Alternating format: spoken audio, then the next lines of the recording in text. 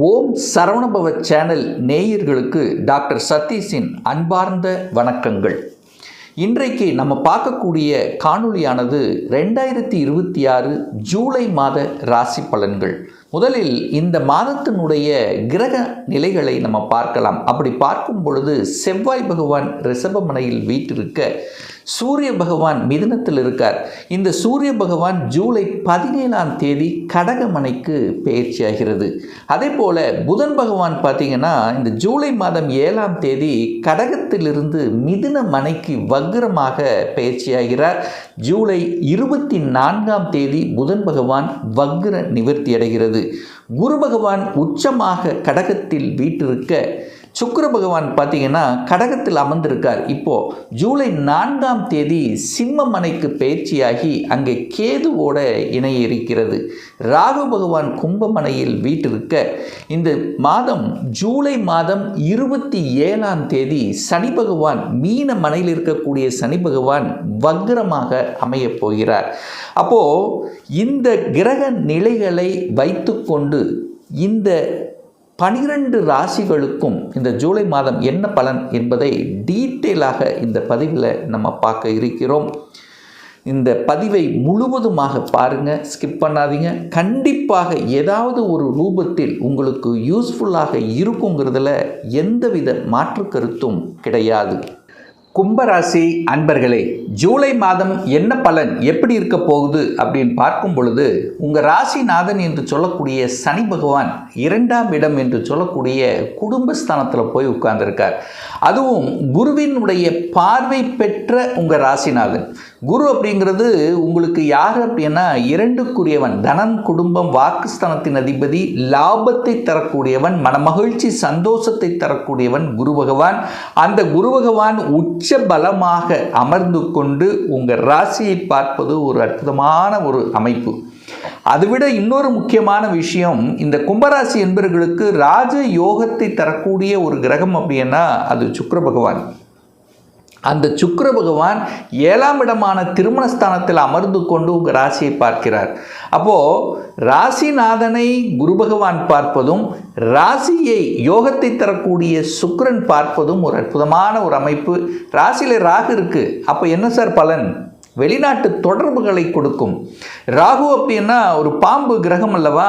அப்போது நீங்கள் ஒரு சுறுசுறுப்பாக ஒரு இடத்தில் விட்டு இன்னொரு இடத்தை நகர்வதற்குண்டான சந்தர்ப்பங்கள், அதாவது என்னென்ன சுருக்கமாக சொல்ல போனால் ட்ராவல் பண்ணக்கூடிய வாய்ப்புகள் சந்தர்ப்பங்கள் இந்த மாதம் நிச்சயமாக உண்டு.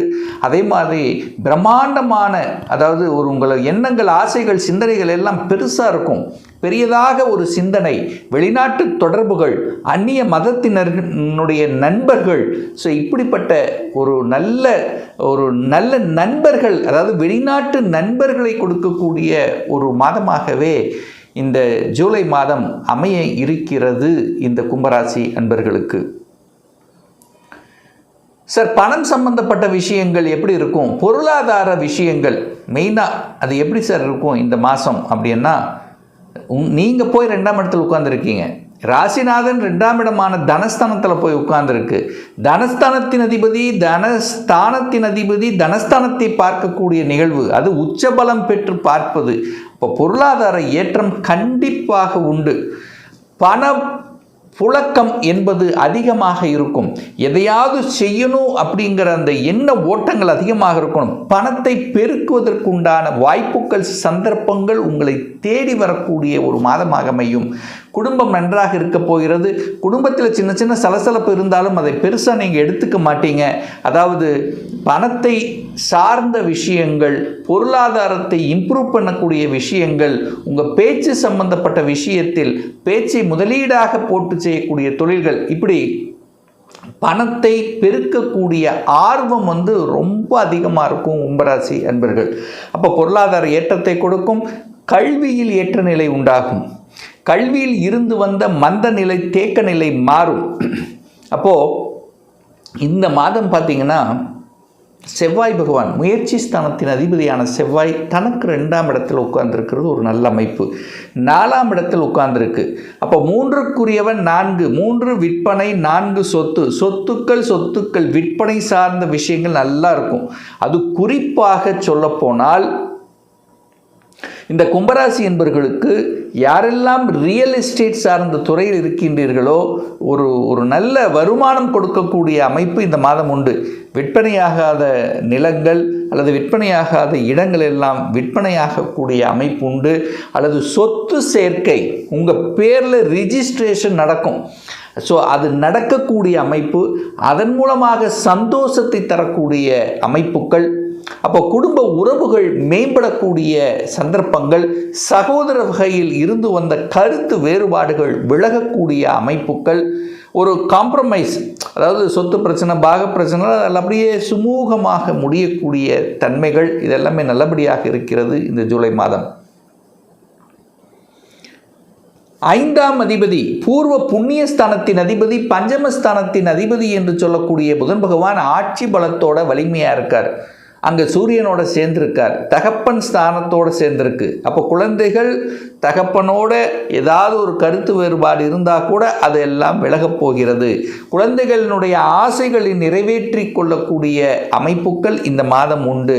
குழந்தை என்ன படிக்கணும்னு ஆசைப்படுதோ அதை படிக்கலாம். குழந்தைகளுடைய வேலைவாய்ப்பு நல்லபடியாக இருக்கிறது. குழந்தைகள் வெளிநாட்டுக்கு செல்லக்கூடிய யோகம் இருக்கா? நிச்சயமாக உண்டு.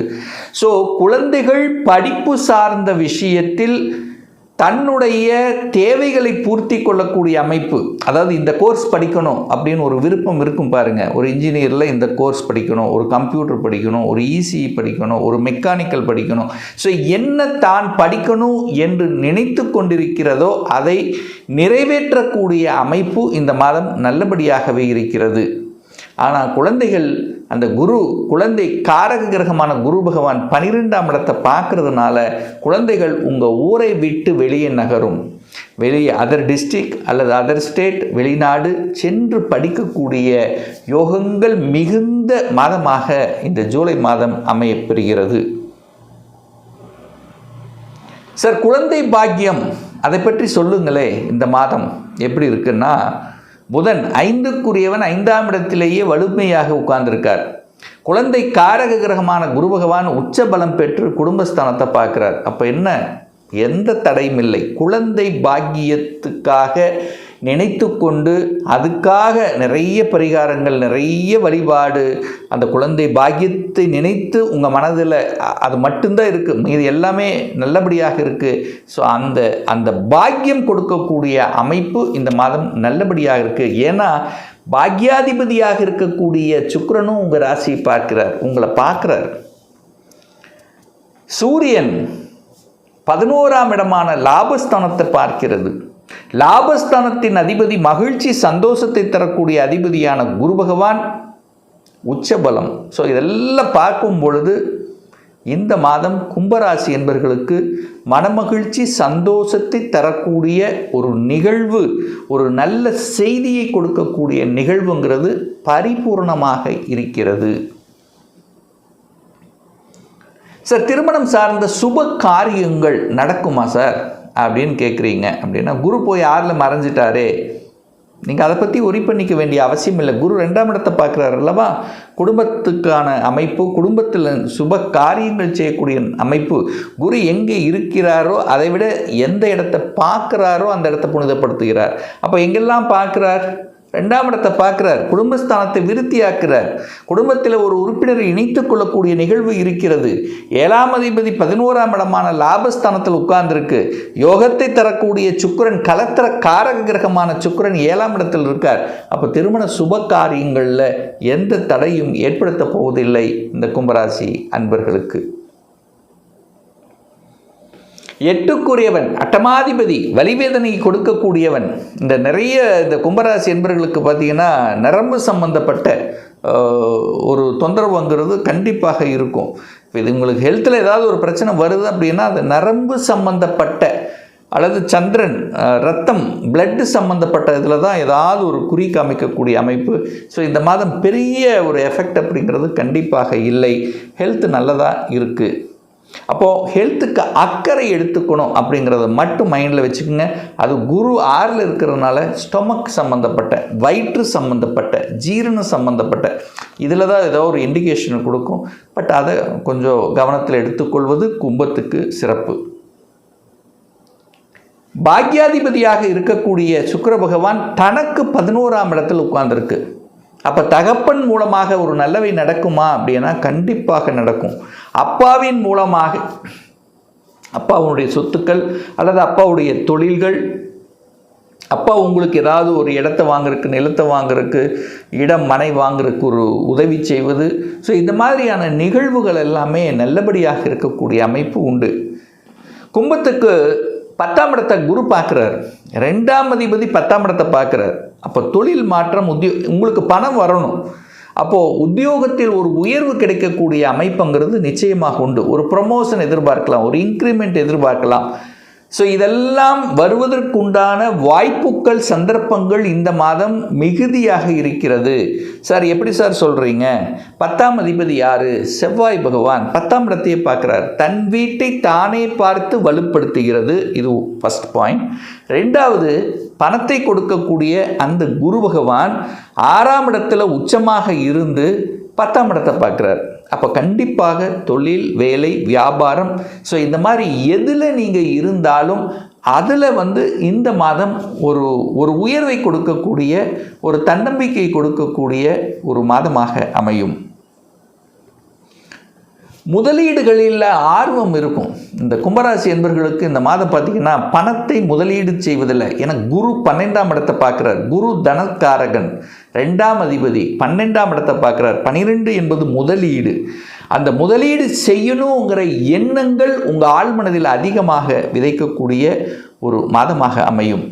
7ஆம் இடத்துல சுக்கிரன் கேது இருக்கிறதுனால உறவுகள் சார்ந்த விஷயத்தில், கலத்திரம் விஷயத்தில், ஆணாக இருந்தால் பெண்கள் சார்ந்த விஷயம், பெண்களாக இருந்தால் ஆண்கள் சார்ந்த விஷயத்தில் கொஞ்சம் கவனம், எச்சரிக்கையோடு இருக்கணும். ஏன்னா சுக்கிரனோட கேது என்கின்ற ஒரு சர்ப்ப கிரகம் சேர்ந்திருக்கு அப்படிங்கிறதுனால. ஸோ மற்றபடி கும்பத்துக்கு இந்த மாதம் உயர்வை தரக்கூடிய, புகழை தரக்கூடிய, உத்வேகத்தை தரக்கூடிய, தன்னம்பிக்கை கொடுக்கக்கூடிய ஒரு நல்ல மாதமாகவே அமையிருக்கிறது. இன்னும் ஒரு துல்லிய பலன் உங்களை பற்றி தெரிஞ்சுக்கணும். 2026 எப்படி இருக்க போகுது? சொந்த தொழிலா இல்லை வேலையா? எந்த கொடுப்பினை நமக்கு இருக்கிறது? இப்போ நான் +2 முடிச்சிட்டேன், எந்த கோர்ஸ் எடுத்து படித்தா நம்முடைய ஃப்யூச்சர் நன்றாக இருக்க போகுது? திருமணம் தடைப்பட்டு கொண்டே இருக்குது. எப்போ தான் சார் திருமணம் நடக்கும்? எப்போ வேலையில் ப்ரமோஷன் கிடைக்கும்? எப்போ நான் வீடு கட்டுவேன்? எப்போ குழந்தை பாக்கியம் அமையும்? இது போன்ற கேள்விகளுக்கு துல்லியமான பதிலை நம்மால் கூற முடியும். ஒரு பர்சனல் கன்சல்டேஷன் எடுத்துக்கணும், ஒரு சுயஜாதகம் பார்க்கணும் என்று விருப்பப்படக்கூடிய அன்பர்கள் டிஸ்பிளே தெரியக்கூடிய நம்பருக்கு வாட்ஸ்அப் மூலியமாகவோ ஃபோன் கால் மூலியமாகவோ தொடர்பு கொண்டு அப்பாயின்மெண்ட் பெற்றுக்கொண்டு நேரடியாகவோ அல்லது ஆன்லைன் மூலமாகவோ கன்சல்டேஷன் எடுத்துக்கலாம். நம்மளுடைய அலுவலகம் கோயம்புத்தூரில் அமைந்துள்ளது. அதாவது கோயம்புத்தூரிலிருந்து மேட்டுப்பாளையம் செல்லும் வழியில் வெள்ளக்கிணர் பிரிவு அன்னபூர்ணா ஹோட்டலுக்கு அருகாமையில் அமைந்துள்ளது. பிரியர் அப்பாயின்மெண்ட் வாங்கிட்டு நேரடியாக கன்சல்டேஷன் எடுத்துக்கலாம். நிச்சயமாக இந்த பதிவு ஏதாவது ஒரு ரூபத்தில் உங்களுக்கு யூஸ்ஃபுல்லாக இருக்கும். நம்ம சேனலை நீங்கள் ஃபஸ்ட்டு டைம் பார்ப்பவர்கள் என்றால் மறக்காமல் சப்ஸ்கிரைப் பண்ணிக்கிங்க. பக்கத்தில் இருக்கக்கூடிய பெல் பட்டன் மற்றும் ஆல் நோட்டிஃபிகேஷனை கிளிக் பண்ணும்போது நான் போடக்கூடிய அடுத்தடுத்த பதிவுகள் உங்களுடைய நோட்டிஃபிகேஷனில் வந்து சேரும். மீண்டும் ஒரு நல்ல பதிவில் உங்களை சந்திக்கும் வரை உங்களிடமிருந்து விடைபெறுவது உங்கள் அஸ்ட்ராலஜர் டாக்டர் சதீஷ்.